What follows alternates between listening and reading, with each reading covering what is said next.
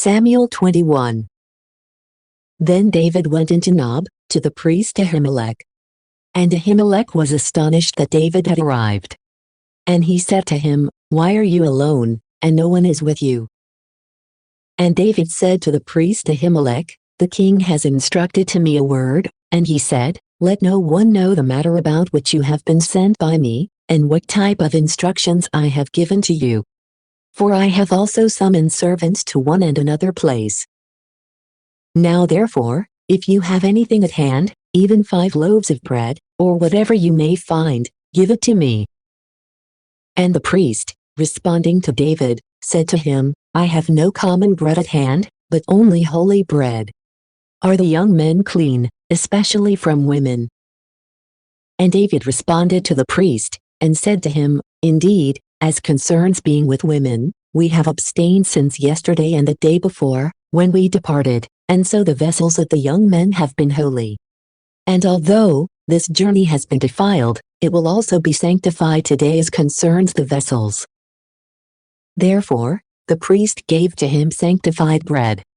For there was no bread there, but only the bread of the presence, which had been taken away from before the face of the Lord, so that fresh loaves might be set up. Now a certain man among the servants of Saul was there on that day, inside the tabernacle of the Lord. And his name was Doeg, an Edomite, the most powerful among the shepherds of Saul. Then David said to Ahimelech, "Do you have, here at hand, a spear or a sword? For I did not take my own sword, or my own weapons with me." For the word of the king was urgent. And the priest said, "Behold, here is the sword of Goliath, the Philistine, whom you struck down in the valley of Terebinth. It is wrapped up in a cloak behind the ephod. If you wish to take this, take it. For there is nothing else here except this." And David said, "There is nothing else like this, so give it to me." And so, David rose up, and he fled on that day from the face of Saul. And he went to Achish, the king of Gath. And the servants of Achish, when they had seen David, said to him, "Is this not David, the king of the land? Were they not singing about him, while dancing, saying, 'Saul has struck down 1,000, and David 10,000? Then David took these words to his heart, and he became exceedingly afraid before the face of Achish, the king of Gath. And he altered his mouth before them, and he slipped down between their hands. And he stumbled against the doors of the gate. And the spit flowed down his beard. And Achish said to his servants, 'You saw that the man is insane. Why did you bring him to me? Or do we have need of those who are mad, so that you would bring in this one, to behave madly in my presence? How did this man get into my house?'" Samuel 22. Then David went away from there, and he fled to the cave of Adullam. And when his brothers and all of his father's house had heard of it, they descended to him there. And all those left in distress, or oppressed by debt to strangers, or bitter in soul, gathered themselves to him. And he became their leader, and about 400 men were with him. And David set out from there to Mizpah, which is of Moab.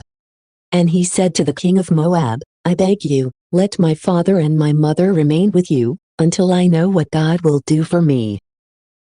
And he left them before the face of the king of Moab. And they stayed with him for all the days that David was in the stronghold. And the prophet Gad said to David, "Do not choose to stay in the stronghold. Set out and go into the land of Judah."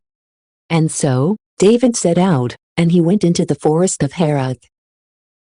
And Saul heard that David, and the men who were with him, had been seen. Now while Saul was staying in Gibeah, and while he was in the forest that is in Ramah, holding a spear in his hand, with all his servants standing around him, he said to his servants who were assisting him, "Listen now, you sons of Benjamin. Will the son of Jesse give to all of you fields and vineyards, and will he make all of you tribunes or centurions?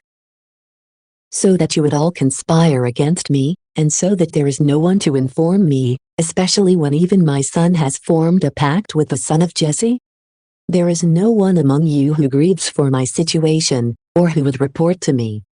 For my son has raised up my servant against me, seeking to betray me, even to this day." Then Doeg, the Edomite, who was standing near, and who was first among the servants of Saul, responding, said, "I saw the son of Jesse, in Nob, with Ahimelech, the son of Ahitub, the priest." And he consulted the Lord for him, and he gave him food. Moreover, he gave him the sword of Goliath, the Philistine. Then the king sent to summon Ahimelech, the priest, the son of Ahitub, and all of his father's house, the priests who were in Nob, and they all came before the king. And Saul said to Ahimelech, "Listen, son of Ahitub." He responded, "Here I am, Lord." And Saul said to him, "Why have you conspired against me, you and the son of Jesse? For you gave him bread and a sword, and you consulted the Lord for him, so that he might rise up against me, continuing as a traitor even to this day." And responding to the king, Ahimelech said, "But who among all your servants is as faithful as David? And he is the son-in-law of a king, and he goes forth at your order, and he is a glory within your house. Did I begin to consult the Lord for him today? May this be far from me. Let not the king suspect this kind of thing against his servant, nor against anyone in all my father's house. For your servant did not know anything about this matter, either small or great." And the king said, "You shall die a death, Ahimelech, you and all your father's house." And the king said to the emissaries who were standing around him, "You shall turn, and put to death the priests of the Lord. For their hand is with David." They knew that he had fled, and they did not reveal it to me. But the servants of the king were not willing to extend their hands against the priests of the Lord. And the king said to Doeg, "You shall turn and rush against the priests." And Doeg, the Edomite, turned and rushed against the priests. And he massacred, on that day, 85 men, vested with a linen ephod. Then he struck Nob, the city of the priests, with the edge of the sword. He struck down men and women, little ones and infants, as well as ox and donkey and sheep, with the edge of the sword. But one of the sons of Ahimelech, the son of Ahitub, whose name was Abiathar, escaping, fled to David. And he reported to him that Saul had slain the priests of the Lord. And David said to Abiathar, "I knew, on that day when Doeg, the Edomite was there, that without doubt he would report it to Saul. I am guilty of all the souls of your father's house. You should remain with me. Do not be afraid. For he who seeks my life, seeks your life also, but with me you shall be saved." Samuel 23. And they reported to David, saying, "Behold, the Philistines are fighting against Keilah, and they are plundering the grain stores." Therefore, David consulted the Lord, saying, "Shall I go and strike down these Philistines?" And the Lord said to David, "Go, and you shall strike down the Philistines, and you shall save Keilah." And the men who were with David said to him, "Behold, we continue in fear here in Judea, how much more so, if we go into Keilah against the troops of the Philistines?" Therefore, David consulted the Lord again. And responding, he said to him, "Rise up, and go into Keilah. For I will deliver the Philistines into your hand." Therefore, David and his men went into Keilah. And they fought against the Philistines, and they took away their cattle, and they struck them with a great slaughter. And David saved the inhabitants of Keilah. And in that time, when Abiathar, the son of Ahimelech, was in exile with David, he had descended to Keilah, having an ephod with him. Then it was reported to Saul that David had gone to Keilah. And Saul said, "The Lord has delivered him into my hands. For he is enclosed, having entered into a city which has gates and bars." And Saul instructed all the people to descend in order to fight against Keilah, and to besiege David and his men. And when David had realized that Saul had secretly prepared evil against him, he said to Abiathar, the priest, "Bring the ephod." And David said, "O Lord God of Israel, your servant has heard a report that Saul is planning to go to Keilah, so that he may overturn the city because of me." Will the men of Keilah deliver me into his hands? And will Saul descend, just as your servant has heard? O Lord God of Israel, reveal to your servant. And the Lord said, He will descend. And David said, Will the men of Keilah deliver me, and the men who are with me, into the hands of Saul? And the Lord said, They will deliver you. Therefore, David, and his men of about 600, rose up, and, departing from Keilah, they wandered here and there, aimlessly. And it was reported to Saul that David had fled from Keilah, and was saved. For this reason, he chose not to go out. Then David stayed in the desert, in very strong places. And he stayed on a mount in the wilderness of Ziph, on a shady mount. Nevertheless, Saul was seeking him every day. But the Lord did not deliver him into his hands. And David saw that Saul had gone out, so that he might seek his life. Now David was in the desert of Ziph, in the woods. And Jonathan, the son of Saul, rose up and went to David in the woods, and he strengthened his hands in God. And he said to him, Do not be afraid. For the hand of my father, Saul, will not find you. And you shall reign over Israel. And I will be second to you. And even my father knows this. Therefore, they both struck a pact before the Lord. And David stayed in the woods. But Jonathan returned to his house.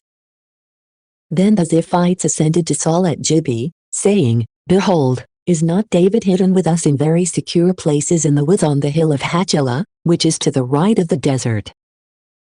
Now therefore, if your soul has desired to descend, then descend. Then it will be for us to deliver him into the hands of the king. And Saul said, You have been blessed by the Lord.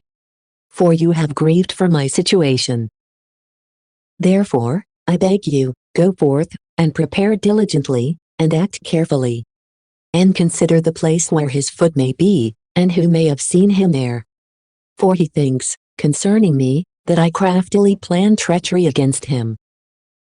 Consider and seek out all his hiding places, in which he may be concealed.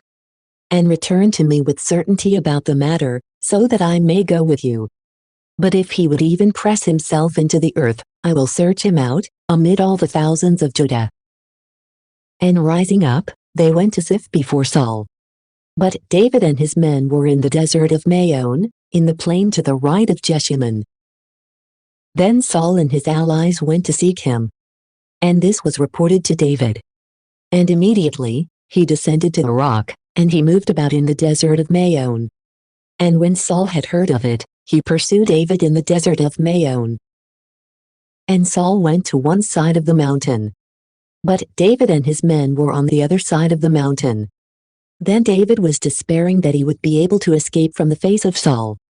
And Saul and his men enclosed David and his men in the manner of a crown, so that they might capture them. And a messenger came to Saul, saying, Hurry and come, because the Philistines have poured themselves out upon the land. Therefore, Saul turned back, ceasing in the pursuit of David, and he traveled to meet the Philistines. For this reason, they called that place, the Rock of Division. Samuel 24. Then David ascended from there, and he lived in very secure places in Engedi. And when Saul had returned after pursuing the Philistines, they reported to him, saying, Behold, David is in the desert of Engedi. Therefore, Saul, taking 3,000 elect men from all of Israel, traveled in order to search for David and his men, even upon the most broken rocks, which are passable only to mountain goats. And he arrived at the sheepfolds, which presented themselves along the way. And a cave was in that place, which Saul entered, so that he might ease his bowels. But David and his men were hiding in the interior part of the cave. And the servants of David said to him, Behold the day, about which the Lord said to you, I will deliver your enemy to you, so that you may do to him as it will be pleasing in your eyes. Then David rose up, and he quietly cut off the edge of Saul's cloak. After this, his own heart struck David, because he had cut off the edge of Saul's cloak. And he said to his men, May the Lord be gracious to me, lest I do this thing to my Lord, the Christ of the Lord, so that I lay my hand upon him. For he is the Christ of the Lord." And David restrained his men with his words, and he would not permit them to rise up against Saul. And so Saul, going out of the cave, continued to undertake his journey. Then David also rose up after him. And departing from the cave, he cried out behind the back of Saul, saying, "My lord, the king." And Saul looked behind him. And David, bowing himself face down to the ground, reverenced. And he said to Saul, "Why do you listen to the words of men who say, 'David seeks evil against you'? Behold, this day your eyes have seen that the Lord has delivered you into my hand, in the cave. And I thought that I might kill you. But my eye has spared you. For I said, I will not extend my hand against my Lord, for he is the Christ of the Lord. Moreover, see and know, O my father, the edge of your cloak in my hand. For though I cut off the top of your cloak, I was not willing to extend my hand against you. Turn your soul and see that there is no evil in my hand, nor any iniquity or sin against you. Yet you lie in wait for my life, so that you may take it away. May the Lord judge between me and you. And may the Lord vindicate me from you. But my hand will not be against you." So too, it is said in the ancient proverb, "From the impious, impiety will go forth, therefore, my hand will not be upon you." Whom are you pursuing, O King of Israel? Whom are you pursuing? You are pursuing a dead dog, a single flea. May the Lord be the judge, and may he judge between me and you. And may he see and judge my case, and rescue me from your hand. And when David had completed speaking words in this way to Saul, Saul said, "Could this be your voice, my son David?" And Saul lifted up his voice, and he wept. And he said to David, "You are more just than I am. For you have distributed good to me, but I have repaid evil to you. And you have revealed this day the good that you have done for me, how the Lord delivered me into your hand, but you did not kill me. For who, when he will have found his enemy, will release him along a good path? So may the Lord repay you for this good turn, because you have acted on my behalf this day. And now I know certainly that you shall be king, and you shall have the kingdom of Israel in your hand. Swear to me in the Lord that you will not take away my offspring after me, nor take away my name from the house of my father." And David swore to Saul. Therefore, Saul went away to his own house.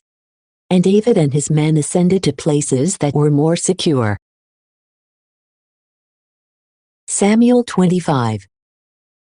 Then Samuel died, and all of Israel gathered together, and they mourned him. And they buried him at his house in Ramah. And David, rising up, descended to the desert of Paran. Now there was a certain man in the wilderness of Maon, and his possessions were at Carmel. And this man was exceedingly great. And 3,000 sheep, and 1,000 goats were his. And it happened that he was shearing his sheep at Carmel. Now the name of this man was Nabal. And the name of his wife was Abigail. And she was a very prudent and beautiful woman. But her husband was hard-hearted, and very wicked, and malicious. And he was of the stock of Caleb. Therefore, when David, in the desert, had heard that Nabal was shearing his sheep, he sent 10 young men, and he said to them, "Ascend to Carmel, and go to Nabal, and greet him in my name peacefully. And you shall say, 'Peace be to my brothers and to you, and peace to your house, and peace to whatever you have. I have heard that your shepherds, who were with us in the desert, were shearing. We have never troubled them, nor was anything from the flock missing to them at any time, during the entire time that they have been with us in Carmel. Question your servants, and they will tell you. Now therefore, may your servants find favor in your eyes. For we have arrived on a good day. Whatever your hand will find, give it to your servants and to your son David." And when the servants of David had arrived, they spoke to Nabal all these words in the name of David. And then they were silent. But Nabal, responding to the servants of David, said, "Who is David? And who is the son of Jesse?" Today, servants who are fleeing from their lords are increasing. Therefore, shall I take my bread, and my water, and the meat of the cattle that I have slain for my shearers, and give it to men, when I do not know where they are from? And so the servants of David traveled back along their way. And returning, they went and reported to him all the words that he had said. Then David said to his servants, "Let each one gird his sword." And each one girded his sword. And David also girded his sword. And about 400 men followed David. But 200 remained behind with the supplies. Then it was reported to Abigail, the wife of Nabal, by one of his servants, saying, "Behold, David has sent messengers from the desert, so that they might speak kindly to our Lord." But he turned them away. These men were good enough to us, and were not troublesome. Neither did we ever lose anything, during the entire time that we conversed with them in the desert. They were a wall to us, as much in the night as in the day, during all the days that we were with them, pasturing the sheep. For this reason, consider and realize what you should do. For evil has been decided against your husband and against your house. And he is a son of Belial, so that no one is able to speak to him. And so Abigail hurried, and she took 200 loaves, and 2 vessels of wine, and 5 cooked sheep, and 5 measures of cooked grain, and 100 clusters of dried grapes, and 200 masses of dried figs, and she set them upon donkeys. And she said to her servants, "Go before me. Behold, I will follow after your back." But she did not reveal it to her husband, Nabal. And when she had climbed on a donkey, and was descending to the base of the mountain, David and his men were descending to meet her. And she met them. And David said, "Truly, in vain have I preserved all that was his in the wilderness, so that nothing perished out of all that belonged to him. And he has repaid evil to me for good. May God do these things, by the enemies of David, and may he add these other things, if I leave behind until morning, out of all that belongs to him, anything that urinates against a wall." Then, when Abigail had seen David, she hurried and descended from the donkey. And she fell upon her face before David, and she reverenced on the ground. And she fell at his feet, and she said, "May this iniquity be upon me, my lord. I beg you, let your handmaid speak to your ears, and listen to the words of your servant. Let not my lord, the king, I beseech you, set his heart upon this iniquitous man, Nabal. For in accord with his name, he is senseless, and foolishness is with him. But I, your handmaid, did not see your servants, my lord, whom you had sent. Now therefore, my lord, as your soul lives, and as the Lord lives, who has kept your hand to yourself, and has prevented you from coming to blood, now, let your enemies be like Nabal, and like all those who are seeking evil for my lord. Because of this, accept this blessing, which your handmaid has brought to you, my lord.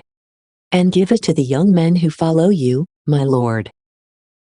Forgive the iniquity of your handmaid. For the Lord will surely make for you, my lord, a faithful house, because you, my lord, fight the battles of the Lord. Therefore, let no evil be found in you all the days of your life. For if a man, at any time, will rise up, pursuing you and seeking your life, the life of my Lord will be preserved, as if in the sheaf of the living, with the Lord your God. But the lives of your enemies will be spun around, as if with the force of a whirling sling. Therefore, when the Lord will have done for you, my Lord, all the good that he has spoken about you, and when he will have appointed you as leader over Israel, this will not be for you a regret or a scruple of the heart, my lord, that you had shed innocent blood, or had taken revenge for yourself. And when the Lord will have done well for my lord, you shall remember your handmaid. And David said to Abigail, Blessed is the Lord, the God of Israel, who sent you this day to meet me. And blessed is your eloquence.